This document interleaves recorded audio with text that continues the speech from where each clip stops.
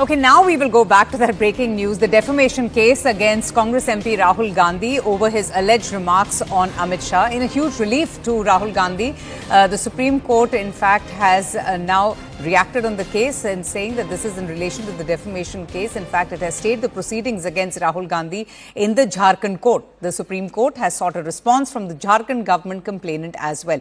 Ananya joins us now for more on this. So, Ananya, the Supreme Court was hearing this matter. Tell us more about this defamation case that had been filed against the Congress MP. I remember that this was about his very shocking remarks against the Home Minister Amit Shah, where he had called him, labelled him as quote-unquote a murderer.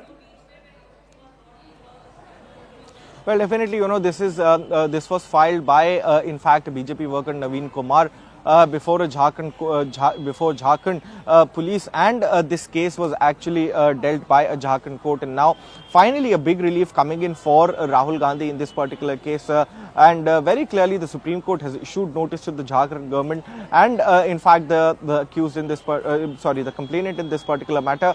Now, it is a big relief that comes in for Rahul Gandhi, because the Supreme Court has stayed all kind of proceeding before the Jharkhand court in this particular case, and has issued notice to the Jharkhand government and the complainant in this particular case. The 4 weeks time has been granted, but until then, Rahul Gandhi is completely safe as far as the trial in this particular case is concerned. Rahul Gandhi had called, made certain statements against the Home Minister, and that became the basis, the premise of this particular defamation case. And now, finally, a big relief coming in for the former Congress president and, in fact, the Congress MP itself.